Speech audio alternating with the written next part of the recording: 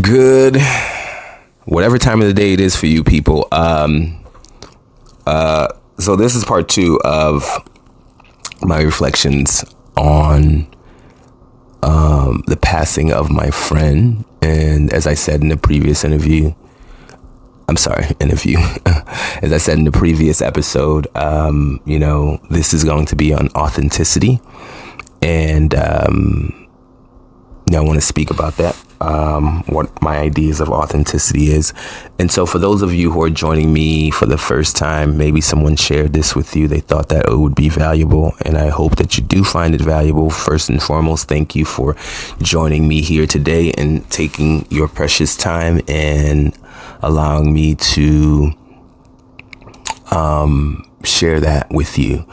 And this is 11 kilometers per second. 11 kilometers per second is the speed at which an object must move in order to escape Earth's gravity. And I use that to provide a metaphor for escaping the things that hold you back and going and achieving all of your life's dreams and achieving the things that you were put on this earth to do. All right. So my friend, I attended his funeral this past week. And, I was talking about how, it was clear that he was a person who, had the ability to desire, and he went about figuring out how to do that. And, if you want to know a little bit more about this person's behavior, who this person is, in fact, I'm going to put the other video for part 1 in. You can click it at the end, so you can watch that episode 2, or I'll post the link to it on this one, so that way you can. I think it's a good idea to kind of understand the person that we're talking about. So if you haven't watched the first one, please do watch the second one. But this one is an authenticity. Before I start to describe authenticity the way that I think about it, I want to talk about why I think it's important. Authenticity is important because you want to behave in a way that doesn't feel forced, because then you feel more comfortable. That's just a personal thing. Like, hey, like the way that you feel when you are with the people you love, with the people that love you, when you're at home, when you're not wearing the masks, as they say, like everyone's striving for the ability to always be themselves. And it's easier said than done. Because everybody's just be yourself. What exactly does that mean? That is like, first and foremost, like we're always adapting, evolving, hopefully, being yourself is not as easy to say, right? We're also mindful that we live in a world where, we're not alone. No man is an island. Like we have to abide by, whether it's like actual laws or by norms, by social norms. Like we got to be mindful not to offend others, not to hurt other people, despite what our feelings are. We also, part of who, quote unquote, we are our feelings. And there are times when we should not be acting based upon our feelings, but our ideals. And so is our ideal self who we are, or whatever it is that we are feeling at the moment? Like if it is your ideal self, it's not necessarily something that is you yet. It is who you aspire to be many times, or many times it's who you aspire to be. Sometimes your ideal self is who you are as well. And so therefore it's easy for you to do it. But, sometimes it's not. Sometimes it's like, I'm looking to be there, to go there, to become this person. So, it's easier for you to just be yourself, but it's important and that's why it's important to define authenticity, so that we can come to understand, like, okay, sometimes you may not necessarily be comfortable, but it may still be authentic. And sometimes you are comfortable, but you still want to act in a way that's different because you're trying to become the person that you want to become. But still, there is something there that is who you are, what you are going to offer, what you are inclined to do, what you have some sort of God-given talent or whatever it is that you're predisposed to doing that, you want to now do. And part of that may be something that, others may not necessarily approve of, right? I forget who it was. It might be Carl Jung, the what is he, a psychologist? I'm not sure exactly what you would call him, but he's in the psychology field. I believe he was a contemporary of Freud, Sigmund Freud. He's the one who talks about the different archetypes and all this other stuff. He talks about like your shadow self, like the thing that is, that is within you.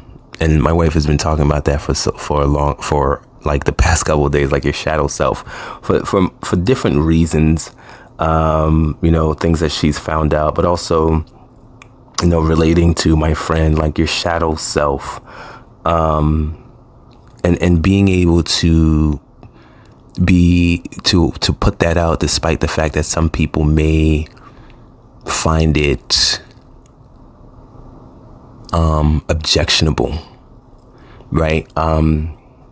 There are many folks that, like I talked about in the other episode that I also listened to Jordan Peterson. There's also different groups of people. Like Kanye West says a lot of freaking things. Let me tell you this, like Kanye West is a person I really admire and aspire to be like. I don't necessarily, I don't want his viewpoints on everything because I have my own, but I appreciate his courage and I appreciate he's also someone who's trying to become like somebody who is like, he's not necessarily always as fearless as you might think. Like ever since, George Bush doesn't care about black people into all the different crazy stuff that he's doing right now. And people say he's bipolar and all this other stuff. And he may be, I don't know, whatever. I mean, but besides, and maybe that's part of the reason why he's able to push the boundaries so much and be authentic in certain points. But I can tell you this, that he is expressing his thoughts despite what you can do. And, it might be easier for you to do that when you have money. And so he was obviously within his right mind enough to know that, when he talked about, wait till he gets his money right. They took a huge chunk of that money, but hey, that man is still living the same lifestyle. Hundreds of millions of dollars is not necessarily going to, hundreds of millions of dollars is not going to change your lifestyle that much, or I should say $1 billion to hundreds of millions of dollars. Like you're still, for the most part, doing the same freaking things. You know what I mean? Maybe you could have bought bigger yachts before, and now your yachts are going to have to be smaller, but you're still doing the same thing. So he got his money right, and now he's speaking in the way that he feels like it, and because the consequences for him are not as big as they might be for some of us. And so that's another thing about being authentic, right? Like you got to be strategic enough to be like, all right, well, for example, am I going to go to work and just start being my authentic self and lose my job because of the things that I will talk about or say or whatever the case may be? You may not be in a position to do that yet, but we are aspiring to get to that point. And, but so, the guy that, my friend that just passed, like one of the things that I admired about him was how I felt like he was always, from my perspective, he was always the same person. Like, just wild, just out there, and, to the point where like, so there's another close friend of ours who is like, basically, it's not necessarily the case. And I know,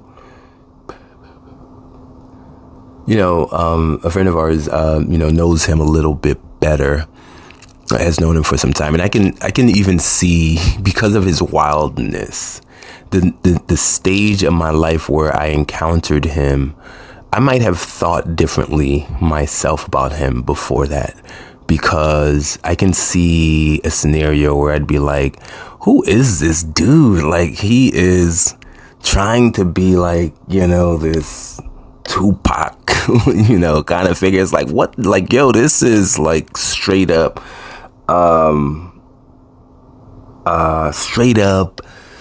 what's the word? I want to be delicate because I don't want to be disrespectful either, or those of us who are, close with this guy. But I also want to be honest and authentic. But like, I could see, myself in some stages, like, this guy is like completely trying to like copy and not, and do it in a way that doesn't even feel well done. Like, it doesn't appear to be that that's who he is, because like, how can you be who you are when you are trying to be that guy, right? As opposed to, some version of who the hell you are. But really, it's like, first and foremost, who is anybody? Like, all of us have some idea in our head, some persona in our heads about who we are that is some kind of amalgamation or some sort of idea of somebody else. Like, this persona, we have it. We just aren't willing to play it to the fullest extent of it is because of who that person is in our heads, because we probably fear that we're not that person enough, and other people will come in and do exactly what I'm doing and judging it and be like, who the hell is this guy trying to be? But here's the thing about authenticity is, this is it. When you believe who you are enough, other people will have to.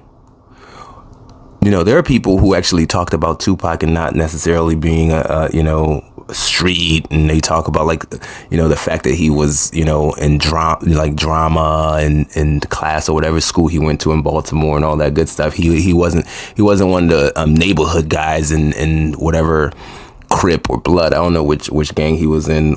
Like, people will say that about Tupac too. But the thing about authenticity is, when you believe it enough, other people are forced to as well, because you're saying, here's who I am. And in fact, it's what makes you who you are. It's because you believe who you are enough. Because the truth is that we are whatever the fuck we want to be. We are put on this earth. I wouldn't necessarily say like tabula rasa, clean slate, because there are certain things that are programmed within our genes that make us, like temperaments, I think are programmed. Obviously, whether you're going to be tall or short, whether you're going to be big or small, and all those things are going to impact, your personality, because people are going to respond to you in a certain way. What you're able to do is going to be different.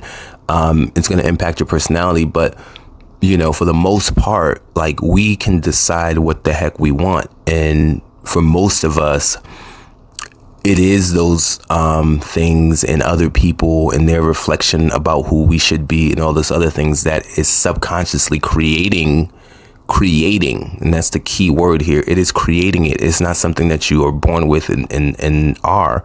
You're being formed without your own will a lot of times, or subconsciously by you. But it is something that you can consciously also say, okay, I'm going to try to be something else. I'm going to decide the direction my life is going to go. And the more aware you are, the more you're able to do that. And so, this idea of, of it not being a belief that you have about who you are is just untrue. It is a belief about who you are. In fact, the person who you are right now is a belief about who you are. And that's what I'm trying to say. It was created, right? But here's the difference between those of us who are becoming or saying who we are and then running from it, is that we don't truly believe it. And so when we are presented with opposition, we're present with somebody is like, they question it, they make you feel judged about it, you may run and now stop behaving the way that you want to be But when you know for a fact that this is who you are, some people might be like, I don't know if that's true. And you're willing to defend that position. You won't run away from it. Even if you may feel bad about it. You know, let's say, for example, you think of yourself as smart, right? You think of yourself as smart. You truly believe it. There's enough evidence to have convinced you of that thought in your own head. You've gotten good grades. All that good stuff. People have been telling you, oh, you're smart all your life. Or maybe you think you're pretty because, hey, you know, heads are turning. You've been treated differently all your life. The people thought you were cute, all this other stuff. When somebody else comes in and says, oh, you're not even that hot. Or somebody comes in to the room and they're a little bit smarter and they make you question how smart you are. You got a bad grade. You don't stop and say, I must not be smart. Let me go and start being dumb. I must not be pretty. Let me go and start behaving like an ugly person. You sit and you defend that. You, even at that moment when you don't feel whatever it is that you believe about yourself, you don't feel pretty, you don't feel smart. The next day you come back again and say, forget what the hell you said. I know who I am. And that's the thing with this guy is like every day, whether somebody had probably said, what the hell are you doing out here looking like this fake Tupac or whatever? Every day he showed up and was himself the next day. And here's the thing about, you know, this guy that, you know, some people talked about, like, you know, there's other aspects of him that we didn't know about. Yeah, there are other aspects of him that we didn't know about. But there's no way that the aspects that I know about weren't true.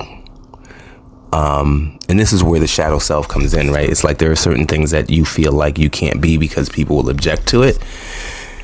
But even beyond that, because there's a rational reason, right, that you would do that. Like maybe people will object to it for moral reasons, for example. That's why it would be a shadow self, right? In the way that, you know, Carl Jung was talking about it. But even if we go beyond just, you know, the shadow self, there are things that we are told that, you know, there are boxes that we were put in, you know, and this goes to the idea of like what men are supposed to be that I talk about too, like these boxes. You know, if you are,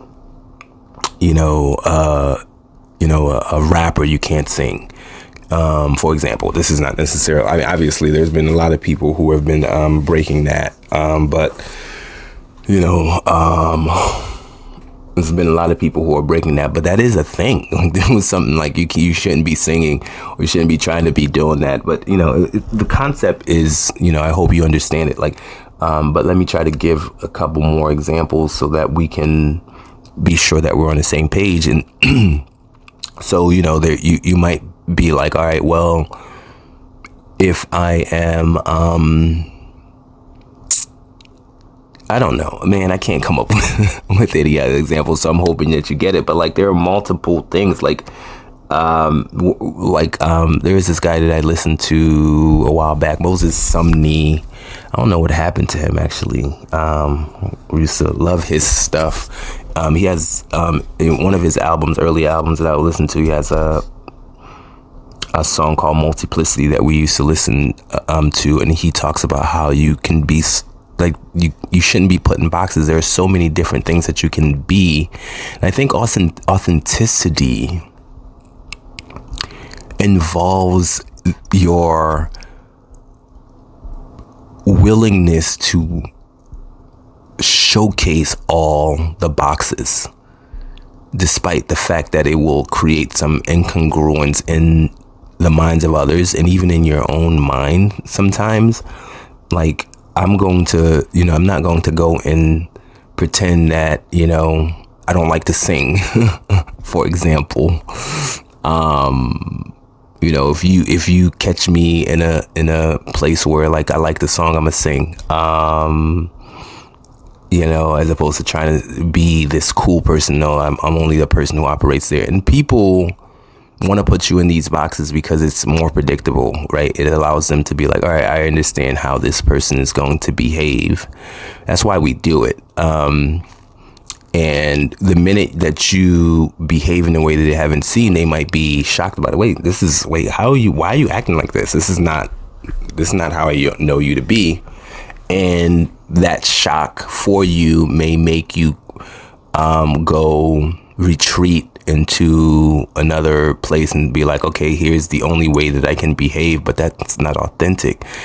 Authenticity is, all right, whenever it is that part of me needs to come out, I can behave in that way because that part of me is also who I am, right? So,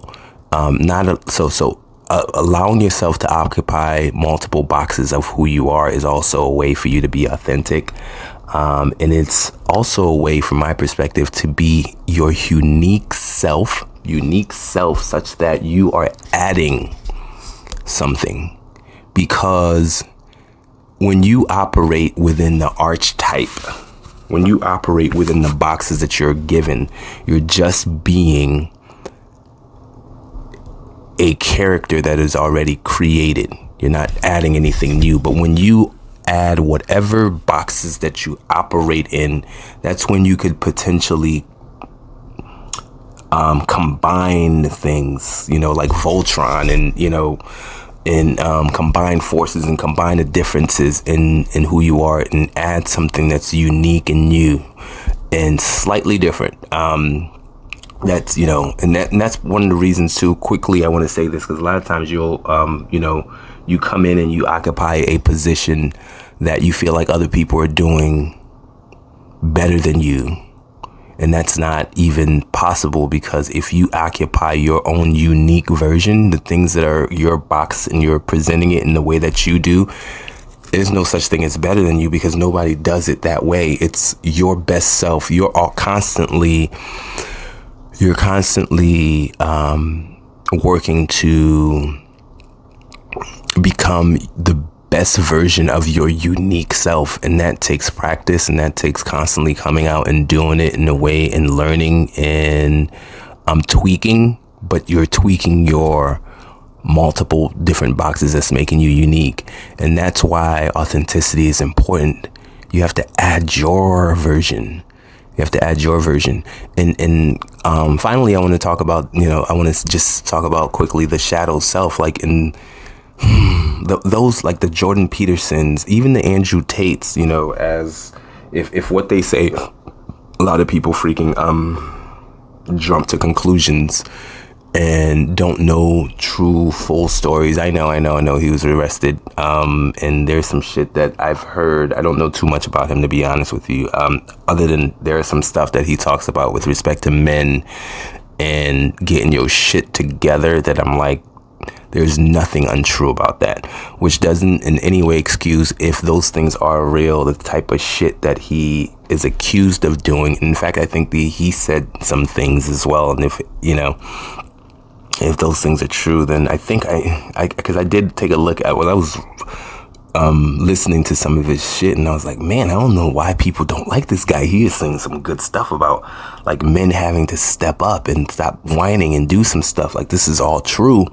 And I did, do some quick research, and I was like, okay, yeah, I could see this guy. Okay, I could see why people are saying this thing. He's bad.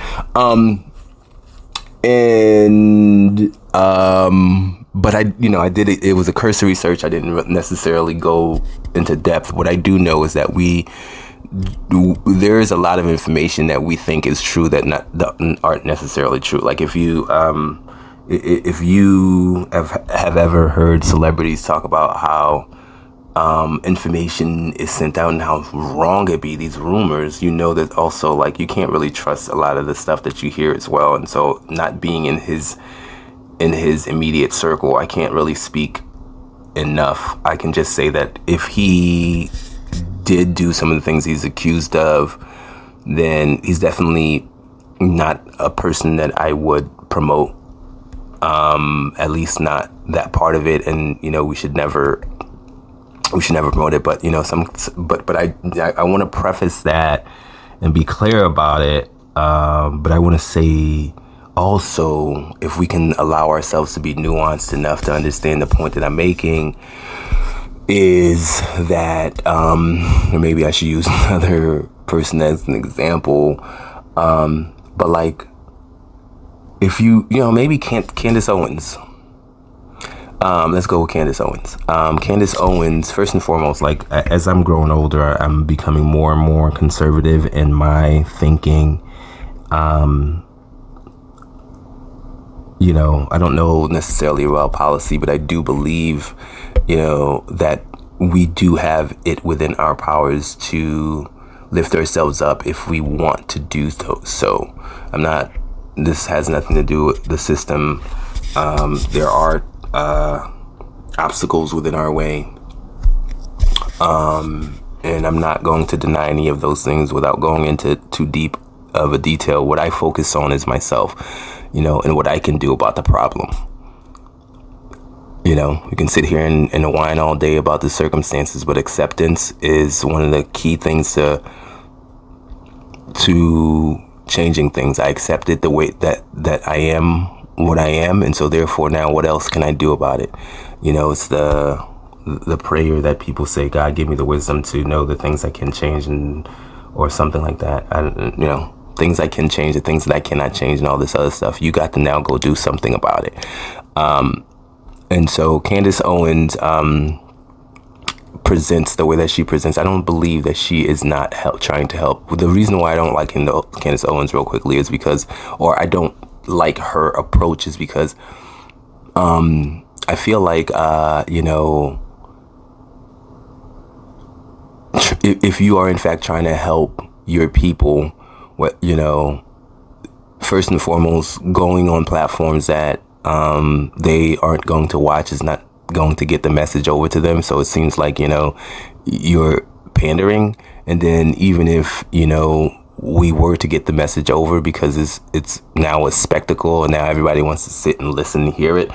When you go and put anybody on defensive, like, they shut you off. Like, like when people put their guards up, they're not going to hear you.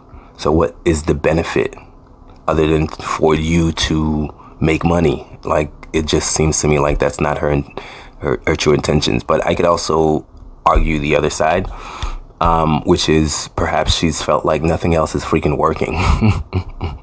Like, we're sitting here, we've been trying to do all this other stuff and like pussyfoot around it, but we're still in our same position. People are still thinking the same way that they're thinking, and focusing on all the things that are wrong, instead of what the fuck can I do about it? What can I do about myself? What can I do about this other stuff? And it's like, I don't care anymore about all these other things. I need to shock you into thinking differently. And that may be the approach. I don't know. All I know is that I personally don't think that the focus should be on making people defensive. In any case, while I just went on that little tangent, the point that I was trying to make on an episode about authenticity is, the quote unquote shadow self is also something where people would make you feel like shit for having these ideas. They are going to shame you. They're going to tell you not to have them, but they are who you are, your true beliefs. And that also is authenticity, when you can stand in courage around it and say, here's what I believe. And that too, if you can withstand the pressures, if you can have some people in your corner who really love you, if you are prepared for adding to the conversation to this life, then you will embrace that as well. All right. That is it for the authenticity. I hope that helps. As I learn, I might do more episodes on authenticity and everything else that I've done. But I hope this helps. We are going to get to the point where, we start talking about business as well. But I think, personal development is a very, very important piece of growth. And you need growth to start to run your business, but you need growth also just to have a successful business, even if you've already started it. So in any case, thank you again for your time.